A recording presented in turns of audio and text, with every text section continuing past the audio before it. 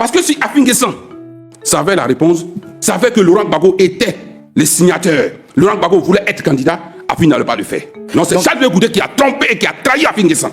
Et donc le problème, c'est Charles Blé Goudé. Tous les propos qu'Afin tient, il les tient parce qu'il était sûr que ce que, comme le disait Charles Blé Goudé, quand le poisson sort dans l'eau et qu'il dit qu'il fait chaud dans l'eau, il faut y croire. Bon, comme je le dis aussi, c'est lui, Charles Blé Goudé, qui le dit. Une foule qui se respecte ne pond pas au milieu de la route. Mais quand lui-même, il vient pondre au milieu de la route, mais les jeunes, nous allons les casser ensemble. C'est un plan commun pour montrer aux Ivoiriens que Laurent Gbagbo est un ingrat, que le FPI est ingrat. Tout le narratif de Charles Blé Goudé se construit sur ce point. Ma jeunesse a été détruite par Laurent Gbagbo. Et c'est moi qui ai fait Laurent Gbagbo. C'est moi qui ai fait ça. Mais alors, avant qu'on avance dans cette émission, vous êtes en train de nous expliquer, Youssouf Diaby, que la discorde entre Afin Guessan et Abdourahmane Sangaré, paix à son âme, et Laurent Gbagbo, tout ça réjouissait Charles Blé Goudé? Tout ça réjouissait Charles Blé Goudé. C'est un plan savamment orchestré, un plan commun, afin de pouvoir museler le FPI et montrer que le FPI ne peut pas revenir au pouvoir. Et que c'est lui, Charles Blé Goudé, qui est l'alternative crédible. Mais et là, je prends un exemple. Quand il a parlé de Soro Guillaume, et qu'il s'est agenouillé devant Soro Guillaume. Oui, mais on reviendra. Oui, on reviendra avant qu'on y revienne. Oui. Mais Soro Guillaume, c'est quelqu'un, quand on lui a posé une question sur un média au Cameroun, de qui a gagné les élections de 2010, malgré qu'il était en opposition et qu'il est encore en opposition avec le président Ouattara, il a dit que c'est le président Ouattara.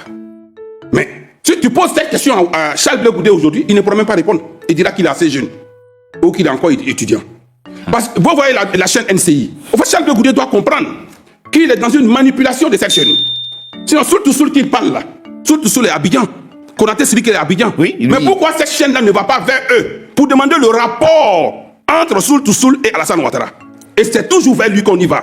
Parce qu'on sait qu'il prête le franc à la manipulation et au sabotage de l'opposition. Il répondait à quelqu'un. Il répondait à quelqu'un. Ce n'est pas. Je suis pas sûr que nos confrères de la NCI l'ont sollicité, mais on reviendra sur la question. En tout cas, notamment sur vos rapports entre vos rapports avec vos rapports avec l'épouse du président, de l'ancien président Laurent Gbagbo. Brice Nzamba, on attend des choses ici. Quel intérêt aurait Charles Blé Goudé aujourd'hui à mentir? Et ce, d'autant plus qu'il dit dans son récit, tous ceux que je cite sont vivants. C'est pas suicidaire de mentir comme ça et de citer des contemporains? Alors, moi, je pense que la bonne foi est toujours présumée. C'est-à-dire que quand quelqu'un parle, il faut prendre le temps de l'écouter et puis de voir si dans ce qu'il dit, il y a des incohérences ou pas. Oui. Et puis relever les incohérences quand il y en a.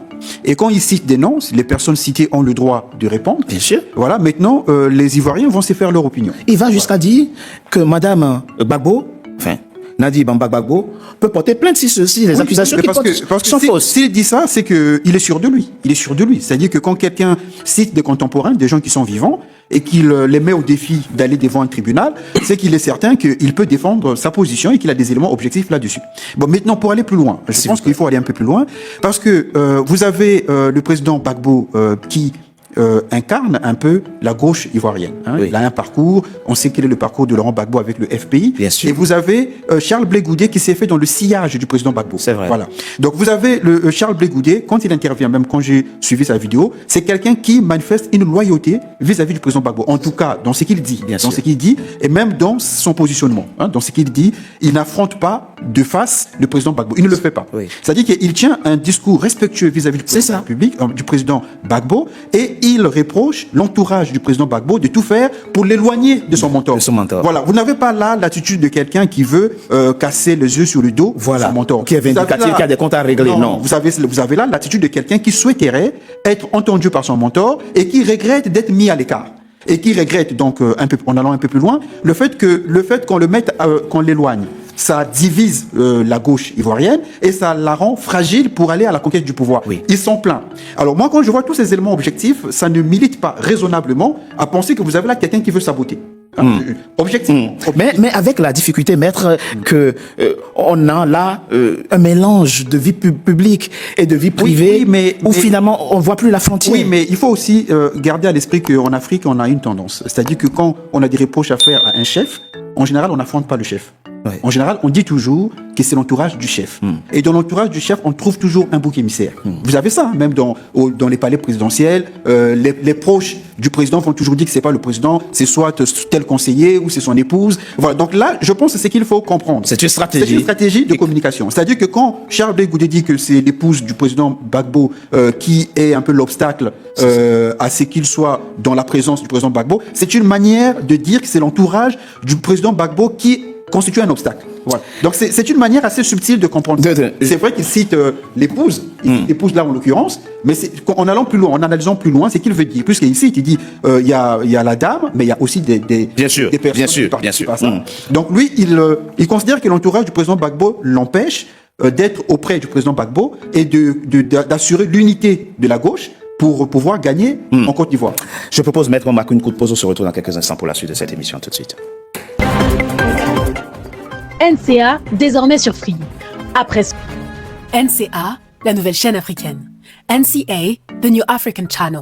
Nous sommes de retour pour la deuxième partie de notre émission, de notre rendez-vous politique, dont le numéro de ce jour est consacré au décryptage de la sortie médiatique de Charles Blé Goudé ce 24 novembre, sortie médiatique au cours de laquelle l'ancien ministre ivoirien accuse nommément l'épouse du président Laurent Gbagbo d'être à l'origine de la rupture entre son mentor et lui. Youssouf Diaby, vous vouliez répondre très rapidement quelque chose par rapport à ça? Oui, merci beaucoup. Maître, et par rapport à Maître, voyez-vous, quand Charles Blé Goudé dit avec aisance que la femme de notre président, Laurent Gbagbo, peut intenter un procès.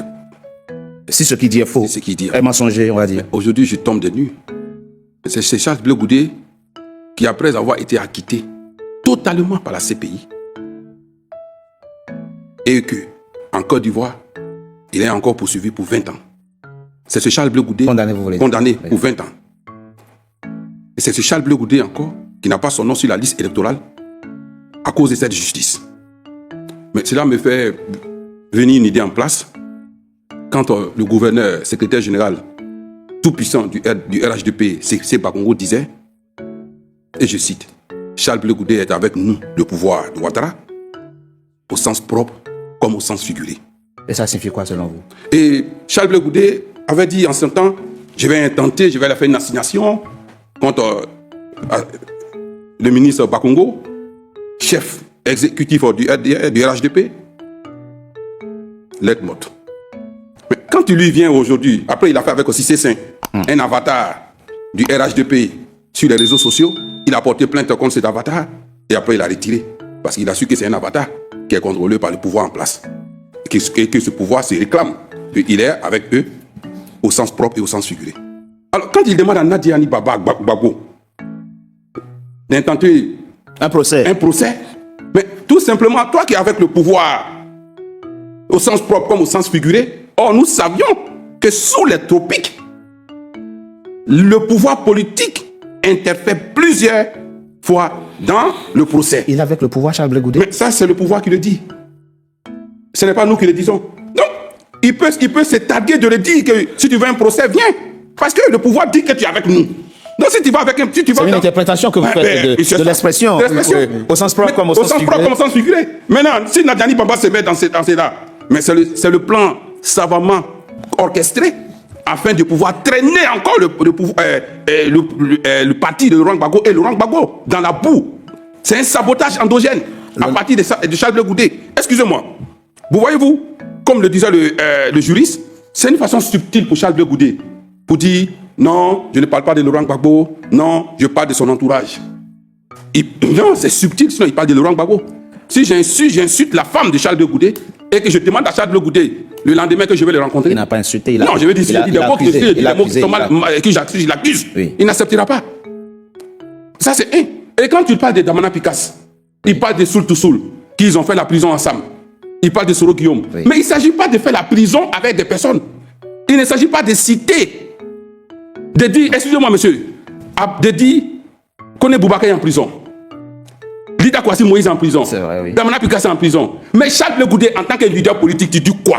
Est-ce que c'est juste qu'il soit en prison? Charles Blé Goudé n'a jamais dit que c'est injuste. Et il ne le dira pas. Il ne s'agit pas de s'apitoyer. Oui, mais... Ça, c'est un problème. Oui, mais... Donc, ici, quand il dit encore que la CPI, tout ce qui se fait à la CPI, se trouve dehors. Mais oui, ça se trouve dehors parce que c'est quand lui est arrivé à la CPI que tout ce qui se trouve à la CPI est dehors. Sinon, quand Laurent Gbagbo était seul là-bas de novembre 2011 jusqu'à son arrivée en 2014, la CPI, on ne savait pas. Bon, on a bien compris à travers cette phrase que c'est toujours Madame Gbagbo qui était visée quand il dit que tout ce qui se passait à la CPI se trouve de Brice Nzamba. Très rapidement, rappelons quand même le contexte, parce que beaucoup parlent, mais on oublie souvent le contexte. Le contexte, c'est lequel? Et ce n'est plus facile pour personne. Ces gens-là reviennent de loin.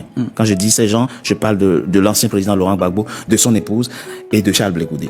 Il faut prendre le contexte. Le contexte, Maître Nzamba, c'est que quelqu'un quitte un palais présidentiel pour la prison, pour le trou. Ce n'est pas simple pour lui. Et là, il y a une dame qui aurait pu tourner la page Gbagbo et refaire sa vie. Nadia Bamba Gbagbo, ce n'est pas une vieille dame. Elle aurait pu tourner la page et faire sa vie. Mais elle est restée là, dévouée, loyale pour son mari. Quand on est dans le contexte, dans la situation de Laurent Gbagbo, ben, on écoute, on fait ce que la femme veut. On ne fait pas la tête fêlée, en tout cas. Donc, on peut supposer qu'il a pris certaines décisions en tenant compte du contexte dans lequel il était. Tout comme la situation n'était pas non plus facile pour son épouse, qui a fait mieux que Winnie Mandela. Donc voilà, peut-être que les accusations que porte aujourd'hui Charles Blé Goudé doivent être comprises et prises dans le contexte d'alors. Oui, alors, moi, ce que je dirais, c'est que les uns et les autres ne sont pas accablés. Voilà, vous l'avez bien évoqué. C'est-à-dire que c'est tout à fait normal qu'un leader politique puisse être de temps en temps influé par son épouse. Oui, c'est pas un délit. On a le droit d'aimer sa femme et de faire la volonté de sa femme. C'est pas le premier homme politique qui aurait subi ça. Même autant des rois, Bien sûr. Les femmes souvent influent sur la politique ou sur les décisions des rois à l'époque des rois. Et aujourd'hui, des chefs d'État, il y a des femmes puissantes, des chefs d'État, qui ont leur mot à dire. Voilà. Bon. Donc, c'est le fait que, à supposer que Nadine Bamba influe sur Laurent Gbagbo, ce n'est pas un problème en soi. Non. Voilà. Ça peut arriver. Oui. Et c'est souvent le cas. Voilà. Bon. Mais